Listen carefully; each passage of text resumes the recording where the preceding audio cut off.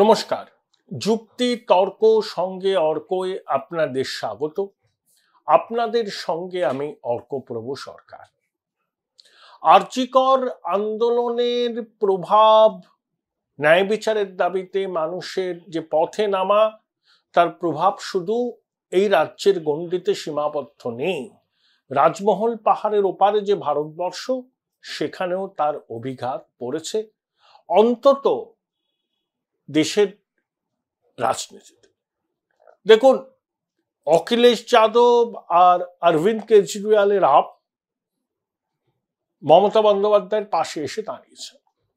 অখিলেশের সঙ্গে মমতা বন্দ্যোপাধ্যায় সুসম্পর্কের কথা আমরা জানি, এবং অরবিন্দ কেজরিওয়ালের সঙ্গেও মমতা বন্দ্যোপাধ্যায় সুসম্পর্ক আছে।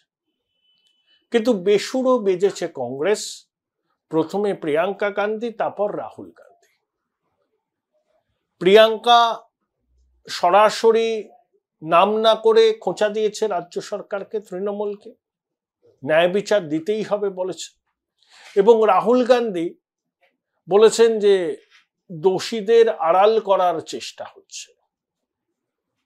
শরদ পাওয়ার, উদ্ধব ঠাকরে এখনো এ বিষয় নিয়ে মুখ খোলেননি, যদিও কেন্দ্রের শাসক দল বিজেপি এই ইস্যুতে রাজ্য সরকারকে কার্যত কাঠগড়ায় তুলেছে। এবং তৃণমূলের যে মহিলা ব্রিগেড আছে লোকসভা রাজ্যসভা মিলিয়ে, তাদেরও এই অদ্ভুত নীরবতা নানা প্রশ্নের জন্ম দিচ্ছে। মহুয়া মৈত্র মুখ খুলেছেন, কিন্তু তিনি কি বলতে চেয়েছেন সেটাই কারো কাছে খুব পরিষ্কার নয়। সাগরিকা ঘোষ মুখ খুলেছেন, বাধ্য হয়ে খুলেছেন। তার কারণ এই ধরনের গণনা যদি উত্তরপ্রদেশ, গুজরাট, মধ্যপ্রদেশ, আসাম, বিহারে হতো, দেখতেন তৃণমূলের প্রতিনিধি দল চলে যেত। প্রেস ক্লাবে এই বুদ্ধিজীবীরা সব মিলিত হতেন, কবির সুমন গান লিখতেন, চুপ করে আছেন। দেখুন, বাংলাদেশ নিয়ে এরা গান লিখে ফেলেছেন, আরজিকর নিয়ে গান লেখেন। ওই যে কবি মাধুকরীর জন্য তদবির করেছিলেন আমেরিকা একটা সম্মেলনে যাওয়ার, মুখে কুলুপ। আর ইন্ডিয়া জোটের অন্য শরিকরা জল মাপছে, কিন্তু তার মধ্যে প্রধান বিরোধী দল এবং প্রধান বিরোধী দলনেতা রাহুল গান্ধী কিন্তু ছেড়ে কথা বলেন। দেখুন, কংগ্রেসের প্রতি তৃণমূল একটা অ্যালার্জি আছে। রাহুল গান্ধীর এই উত্থান মমতা বন্দ্যোপাধ্যায় মেনে নেননি। তিনিই তো লোকসভা নির্বাচনের আগে মোদির সুরে সুর মিলিয়ে বলেছিলেন, আরে কংগ্রেস 40টা পের হয়ে দেখাক। তা কংগ্রেস তো 99টা আসন পেল, প্রধান বিরোধী দলের মর্যাদা পেল। মমতা বন্দ্যোপাধ্যায় ইন্ডিয়া জোটের মধ্যে জিঞ্জার গ্রুপ তৈরি করার চেষ্টা করেছিলেন, এখনো করছেন, ভবিষ্যতে করবেন। তার বক্তব্য, কংগ্রেসের সঙ্গে ইন্ডিয়া জোটের অন্য শরিকদের প্রাক নির্বাচনী সমঝোতা ছিল, তৃণমূলের নেই। তৃণমূল পশ্চিমবঙ্গে কংগ্রেস, বিজেপি, সিপিএম কে হারিয়ে 29টা আসন পেয়েছে। আর কংগ্রেস যা বলবে চোখ বন্ধ করে সেই ডটেড লাইনে সই করে দেওয়ার বান্দা তৃণমূল নয়। অনেকে আশা করেছিলেন যে অধীর চৌধুরী হেরে যাওয়ার পর অধীরের জায়গায় এমন কাউকে রাহুল গান্ধী প্রদেশ সভাপতি করবেন, যিনি তৃণমূলের কথায় উঠবেন, তৃণমূলের কথায় বসবেন। কিন্তু অধীর চৌধুরীর সঙ্গে রাহুলের বৈঠক হয়েছে। অধীর বাবুই এখন কার্যকরী সভাপতির দায়িত্বে আছেন। তৃণমূলপন্থী কেউ যে এই মুহূর্তে প্রদেশ কংগ্রেসের সভাপতি পদে বসবেন, ঘটনা প্রবাহ দেখে সেটা মনে হচ্ছে না। কারণ সবাই তো এই জিনিসটা খবর রাখে যে মমতা সরকারের বিরুদ্ধে একটা ক্ষোভ রাজপথে আছড়ে পড়েছে। 2 বছরের মধ্যে নির্বাচন। এই পরিস্থিতিতে তৃণমূলের সঙ্গে কংগ্রেসের বোন হমি কংগ্রেসকে কতটা সুবিধা দেবে সেটাও প্রশ্ন আছে। কারণ রাহুল গান্ধীও মনে করেন প্রত্যেকটা রাজ্যে কংগ্রেসকে নিজের পায়ে দাঁড়াতে হবে, একটা লং টার্ম গোল নিয়ে এগোতে হবে। এবং অধীর চৌধুরীও সেটা মনে করেন যে তৃণমূল কংগ্রেসকে নষ্ট করেছে। কংগ্রেসের প্রতীকে জেতা জনপ্রতিনিধিদের প্রলোভন দেখিয়ে কিনে নিয়েছে তৃণমূল। প্রশাসনকে ব্যবহার করে কংগ্রেস পরিচালিত জেলা পরিষদ ভেঙে দেওয়া হয়েছে, মিথ্যা মামলায় জড়িয়ে দেওয়া হয়েছে। আর কংগ্রেসের ক্ষয় মানে তৃণমূলের বৃদ্ধি, এটা অধীরবাবু রাহুলকে বুঝিয়েছেন। কিন্তু তৃণমূলের সঙ্গে সমঝোতা করার দাবিতে এ রাজ্যেরও কয়েকজন নেতা আছেন, এবং কেসি বেণুগোপাল, জয়রাম রমেশ, মল্লিকার্জুন খার্গের মতো নেতারাও তৃণমূলের সঙ্গে সমঝোতার পক্ষে। কেসি বেণুগোপাল কেরালায় বামেদের সঙ্গে লড়াই করে জেতেন, তাই অধীর চৌধুরী সিপিএম এর সঙ্গে আন্ডারস্ট্যান্ডিং তিনি মেনে নেননি। অধীর চৌধুরীকে লোকসভায় কংগ্রেসের নেতা করেছিল 2019-এ, সেটাও ওই কেসি বেণুগোপাল, মণিকাম টেগরের মতো নেতারা মেনে নেননি। কিন্তু রাহুল গান্ধী ভবিষ্যতের কথা ভেবে আমার মনে হয় যে অধীরবাবু সভাপতি থাকুন বা না থাকুন, তৃণমূলের পছন্দ মতো, মানে তৃণমূলের কথায় উঠবে বা বসবে এরকম সভাপতি প্রদেশ কংগ্রেসের হবে সেটা মনে হয় না। অধীর চৌধুরী নাই থাকতে পারেন সভাপতি, তিনি সর্বভারতীয় কংগ্রেসের কোনো সাংগঠনিক পদ পেতে পারে, বা অন্য কিছুভাবে তাকে রিহ্যাবিলিটেট করা হতে পারে, কিন্তু এটা হবে না যে তৃণমূলপন্থী কোনো কংগ্রেসই পশ্চিমবঙ্গের সভাপতি হবে। রাহুল এবং প্রিয়াঙ্কা আর্চিকর কাণ্ডের প্রেক্ষিতে যেভাবে সরব হয়েছেন সেটা তারই ইঙ্গিতবাহী। অর্থাৎ তৃণমূলকে রাজনৈতিক জমি এ রাজ্যে ছাড়বে না কংগ্রেস। তারা দুর্বল হতে পারে, কিন্তু আগামী দিনে তৃণমূল দুর্বল হলে, বিজেপি তো প্রধান বিরোধী দল, তো তৃণমূলের একটা বড় অংশ কংগ্রেসে আসতে পারে। আগামী দিনে লড়াইটা কংগ্রেস বনাম বিজেপি হতে পারে পশ্চিমবঙ্গে। এই ধারণা থেকেই তৃণমূল বিরোধী রাজনৈতিক লড়াইকে দুর্বল করতে চাইছেন না রাহুল গান্ধী, তাই তার সমালোচনা আর্চিকর কাণ্ডে রাজ্য প্রশাসনের ভূমিকা নিয়ে। এটা অবশ্যই তৃণমূল নেতৃত্ব ভালোভাবে দেখবেন না, দেখেন উনি। কুণাল ঘোষ ওই সিদ্ধারামাইয়ার কে নিয়ে যে বিতর্ক হচ্ছে সেটাকে উল্লেখ করে রাহুল গান্ধীর উদ্দেশ্যে বলেছেন, আপনি আপনার মুখ্যমন্ত্রীকে পদত্যাগ করার নির্দেশ দিন। আমি কিছুদিন আগে কর্ণাটকে গিয়েছিলাম, ওই মাইসোর আরবান ডেভেলপমেন্ট অথরিটি মুডা, ওখানে ওই জমি কেলেঙ্কারিতে সিদ্ধারামাইয়া স্ত্রী যুক্ত বলে বিজেপি অভিযোগ করছে। তারা পদযাত্রা করেছিল বেঙ্গালুরু থেকে মাইসুরু, আদালতে গেছেন সিদ্ধারামাইয়া, কংগ্রেস হাইকমান্ডও সিদ্ধারামাইয়ার পাশে আছেন, তার চিরপ্রতিদ্বন্দ্বী ডিকে শিবকুমারও এই ইস্যুতে সিদ্ধারামাইয়ার পাশে। Join Indian Institute of Hotel Management now. Right choice, right decision. তো তৃণমূল এই সিদ্ধারামাইয়ের বিরুদ্ধে বিজেপি যে অভিযোগ করেছে সেই অভিযোগকে হাতিয়ার করেই এখন রাহুল গান্ধীকে বিদ্বেষ শুরু করেছে। দুটো বিষয় সম্পূর্ণ অন্য। আরজিকর কাণ্ডে যা ঘটনা ঘটেছে, সরকারি হসপিটালে এক অভাগিনী চিকিৎসককে যেভাবে অত্যাচার করে খুন করা হয়েছে, তার সঙ্গে সিদ্ধারামাইয়ার বিরুদ্ধে ওটা জমি কেলেঙ্কারিকে এক পংক্তিতে বসানো যায় না।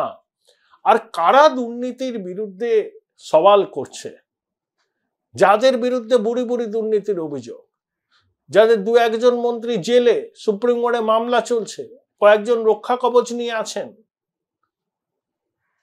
কোথায় মাইসুর আরবান ডেভেলপমেন্ট অথরিটির জমি কেলেঙ্কারি, কেলেঙ্কারি কেলেঙ্কারি, আমি সেটাকে ছোট বড় বলছি না, কিন্তু আরজিকর কাণ্ডের সঙ্গে সেটা কি এক পংক্তিতে রাখা যায়?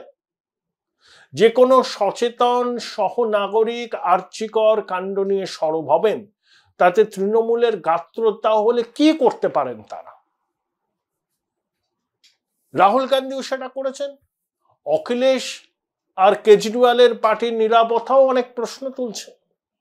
এরপর বিজেপি শাসিত রাজ্যে কোনো ঘটনা ঘটলে অখিলেশ, কেজরিওয়ালের দল বা অন্যরা যারা এখন চুপ করে আছেন, তারা সরব বলে তাদেরকেও কিন্তু কথা শোনার জন্য তৈরি থাকতে হবে। ক্ষুদ্র রাজনৈতিক স্বার্থকে টিকিয়ে রাখার জন্য যারা এখনো আরজিকরের ঘটনা নিয়ে মুখ খুলছেন না, তাদেরকে কিন্তু ইতিহাস ক্ষমা করবেন না। পদ্মশ্রী প্রাপক এই পদ্ম পুরস্কার প্রাপ্ত চিকিৎসকরা চিঠি লিখছেন, নরেশ ত্রহানের মতো মানুষ আছেন, বিদেশের মাটিতে প্রতিবাদ হচ্ছে।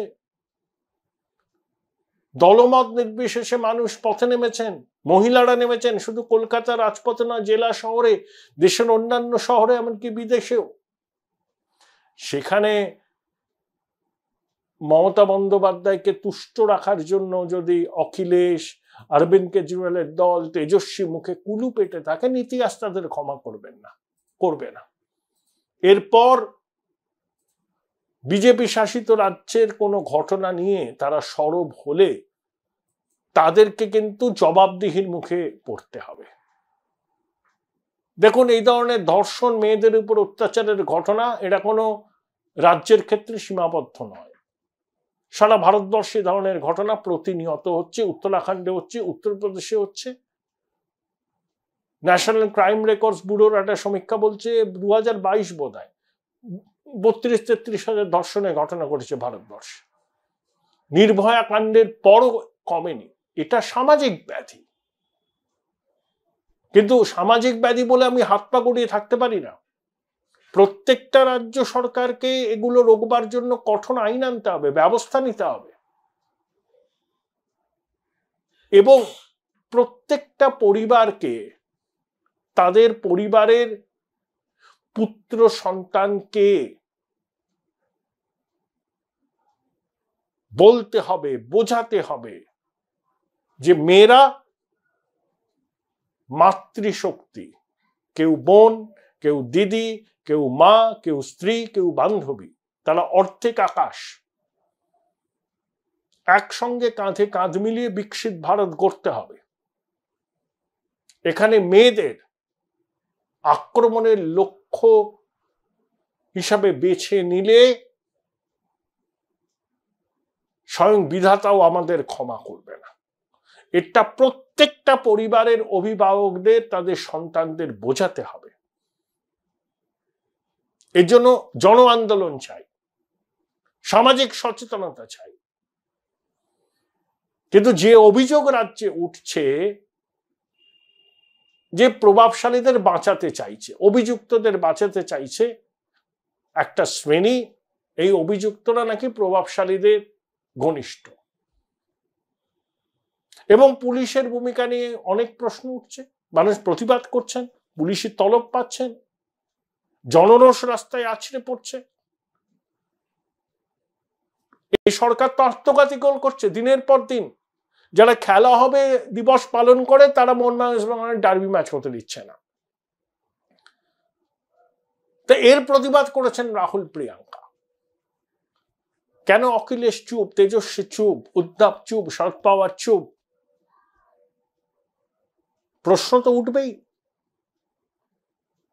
মুডা কেলেঙ্কারিকে আমি ছোট করে দেখছি না, কিন্তু আর্চিকরের নৃশংস ঘটনার সঙ্গে মহীশূর আরবান ডেভেলপমেন্ট অথরিটির কেলেঙ্কারিকে এক বন্ধনীতে রাখা যায় না। কুণাল বাবু, আপনি একজন সাংবাদিক, আপনি এটা বোঝেন। ঠিক আছে, আপনি একজন দলের মুখপাত্র, দলের লাইনকে অনুসরণ করে আপনাকে বলতে হয়, কিন্তু আপনিও জানেন দুটো ঘটনা এক নয়। আসলে রাহুল প্রিয়াঙ্কার এই সমালোচনা তৃণমূল প্রত্যাশা করেনি, এবং অনেকে হয়তো মুখে কুলু পেটে আছেন, কিন্তু রাজ্য প্রশাসনের ভূমিকা নিয়ে যে প্রশ্ন উঠছে, ইন্ডিয়া জোটের শরিকরা মুখে প্রকাশ না করলেও তারা কি প্রতিবাদীদের দাবিকে একেবারে উড়িয়ে দিতে পারছেন? এখানেই প্রশ্নটা, ইন্ডিয়া জোড়ে তৃণমূল কোণঠাসা হয়েছে। আগামী দিনে এই ফাটল আরো বাড়বে, কংগ্রেসের সঙ্গে সম্পর্ক আরো তিক্ত হবে, দূরত্ব বাড়বে। বিজেপি বিরোধিতায় মমতা বন্দ্যোপাধ্যায় যতই দাবি করুন না কেন, রাহুল গান্ধী এটুকু অন্তত বিশ্বাস করেন যে মমতা বন্দ্যোপাধ্যায়ের বিজেপি বিরোধিতা অনেকটাই লোক দেখানো। তিনি তলায় তলায় যোগাযোগ রাখেন বিজেপির সঙ্গে। অতীতেও আমরা দেখেছি যে জগদীপ ধনখড়ের বিরুদ্ধে প্রতিদিন তৃণমূল সরব হতো, তিনি যখন উপরাষ্ট্রপতি পদে প্রার্থী হলেন তৃণমূল সমর্থন করে দিল। দার্জিলিং রাজভবনে আসামের মুখ্যমন্ত্রী জগদীপ ধনখড় মুখ্যমন্ত্রী বৈঠক হল। এসব আমরা দেখেছি। আগের বারে রাজ্যসভায় বিভিন্ন বিল একটু স্পর্শকাতর থাকলে তৃণমূল ওয়াকআউট করে রাজ্যসভায় সংখ্যা কমিয়ে দিত। শাসকের সুবিধা, তো এই কাজ তারা অতীতে করেছে, ভবিষ্যতে করবে না তার কি গ্যারান্টি আছে? তাই মুখে তৃণমূল বিরোধিতা, এই বিজেপি বিরোধিতা মমতা বন্দ্যোপাধ্যায় অনেক করেন, বাস্তবে তার বিজেপি বিরোধিতা কতটা খাঁটিয়ে নিয়ে অনেকের মনেই প্রশ্ন আছে, রাহুলেরও প্রশ্ন আছে। তাই রাহুল মমতাকে খোঁচাটা দিয়েছেন, সচেতন ভাবে দিয়েছেন, যে প্রতিক্রিয়া হতে পারে সেটা আন্দাজ করেই দিয়েছেন। ইন্ডিয়া জোটের অন্য শরিকরা আপাতত মুখ বন্ধ করে থাকলেও একদিন না একদিন তাদের ধৈর্যের বাঁধ তো ভাঙতে পারে, তখন তারা না আবার রাহুলের থেকেও চড়া সুরে আমাদের রাজ্য প্রশাসনের সমালোচনায় না মুখর হয়। রাজনীতি কিন্তু সম্ভাব্যতার শিল্প।